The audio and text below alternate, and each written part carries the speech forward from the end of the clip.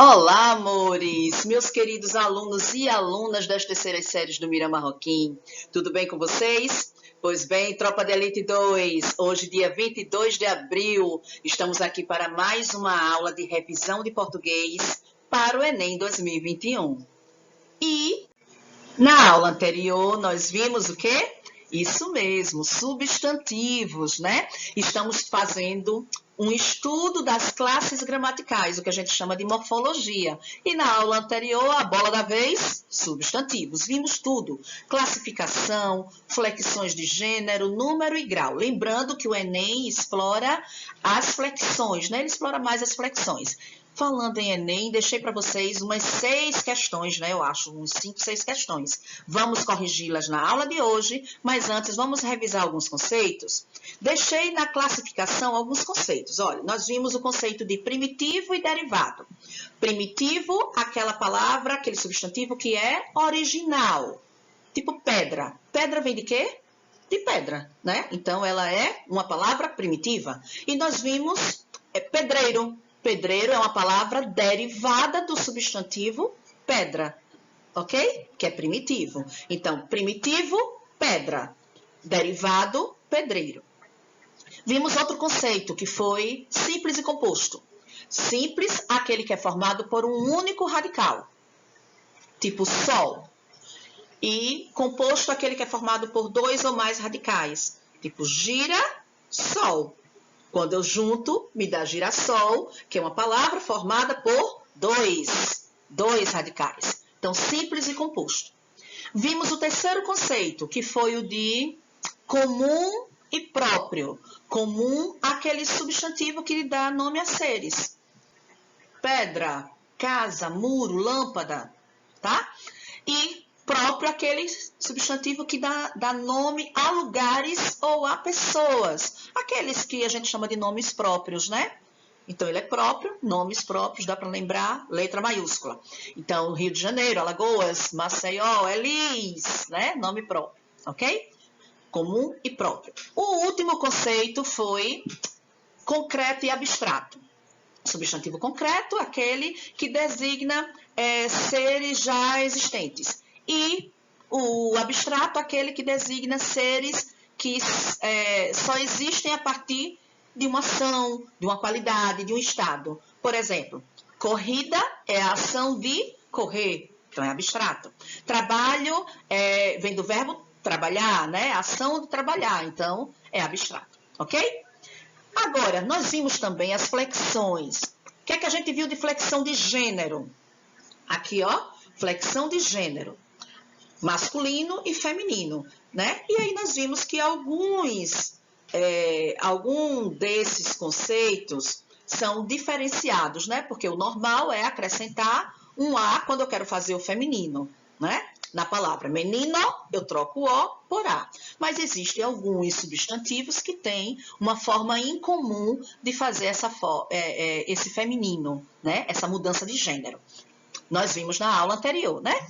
E vimos também, deixa eu pegar aqui, número. O que é que nós vimos de flexão de número, singular e plural? Nós vimos que substantivos simples têm algumas regrinhas, né, de acréscimo de S, ES, IS. Estão lembrados? Pois é. E dentro dos substantivos compostos, aí a gente viu que substantivos sem hífen, né, tem uma forma de trabalho, e os substantivos com hífen têm 4 regrinhas, né, a serem seguidas. Eu fico em dúvida se coloco o S no primeiro, no segundo elemento, ou nos dois, né? Então, na dúvida, deixa eu memorizar aqui a minha tabelinha. Vamos fazer isso na hora dos exercícios, a gente dá uma olhada, tá? Dentro da flexão de grau, trabalhamos aumentativo e diminutivo. E vimos que algumas dessas funções, algumas dessas flexões, também imprimem um certo valor social.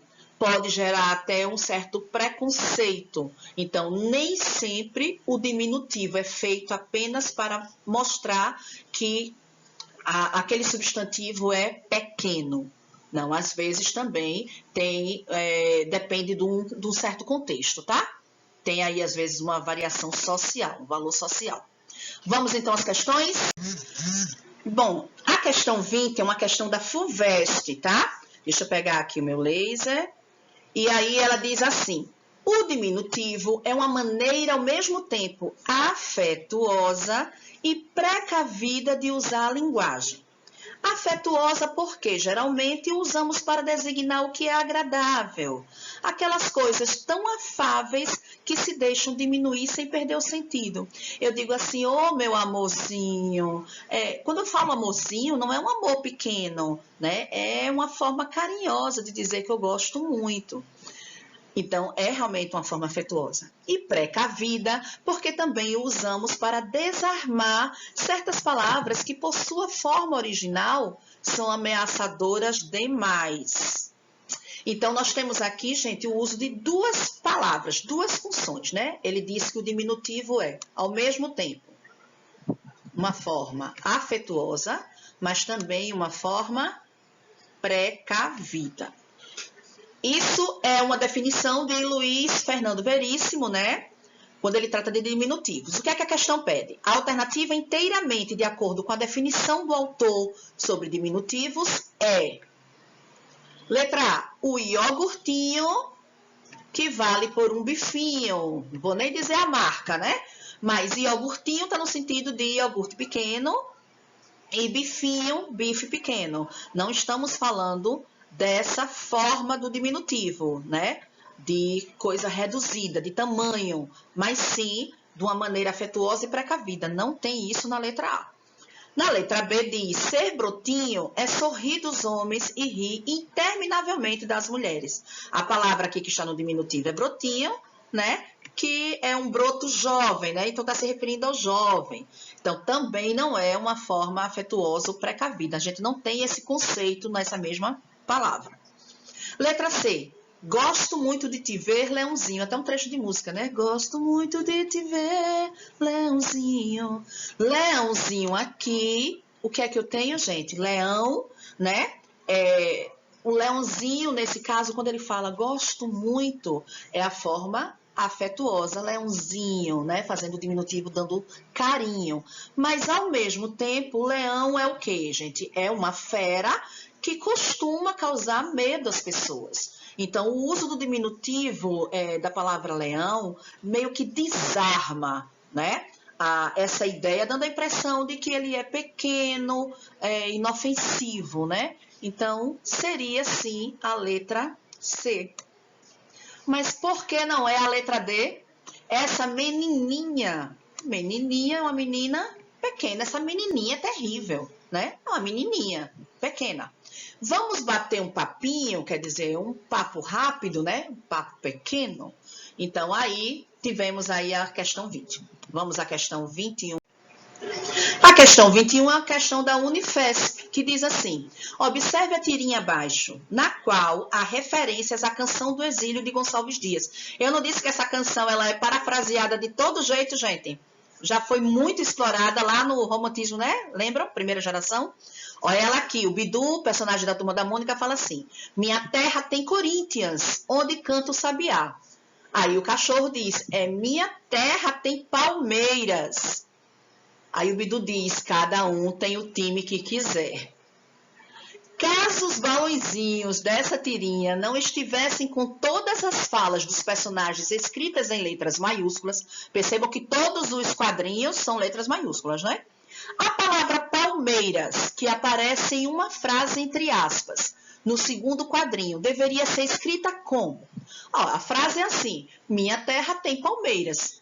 Palmeiras, substantivo comum, não é um nome próprio, então tem que vir escrito como? Letra minúscula, né? Letra inicial minúscula. Onde é que eu tenho isso, gente? Aqui, né? Na letra B, ó. Com inicial minúscula, por se tratar de um substantivo comum, nome da planta referida por Gonçalves Dias na canção do exílio. Palmeiras, tá? Então, alternativa correta, letra B. E agora vamos à questão 22, que é uma questão da FGV de São Paulo, tá? Achado. Aqui, talvez, o tesouro enterrado há 100 anos pelo guarda-mó. Se tanto guardou, foi para os trinetos, principalmente este, o menor. Cavo com faca de cozinha, cavo até no outro extremo, o Japão, e não encontro o saco de ouro, de que tenho a maior precisão, para galopar no lombo dos longes, fugindo a esta vidinha choca. Mas só encontro e rabeia e foge uma indignada minhoca. Ou seja, não achou nada, né? Carlos Drummond de Andrade. Sobre a expressão, gente, ele fala fugindo a esta vidinha choca. Deixa eu pegar uma caneta. Tá aqui, ó, antepenúltima linha. Vidinha choca. Tá? Vidinha choca. Quando a gente diz assim, esse refrigerante tá choco, né? Essa situação tá choca. Choca se refere à forma prostrada, né, que a galinha tem ao chocar seus ovos. Então, quando eu digo vidinha, eu já estou mostrando um lado depreciativo, né? E o choca só vem a reforçar essa palavra vidinha que está sendo colocada aí de uma forma tão para baixo, né? Tão negativa. Então, eu teria aqui, sobre a expressão vidinha choca, entendida no contexto do poema, é correto afirmar, letra E. O segundo termo, que é choca, reforça o sentido negativo do primeiro. Acertaram? Então, para a questão 23, da UFF. Assinale a única frase em que há erro no que diz respeito ao gênero das palavras.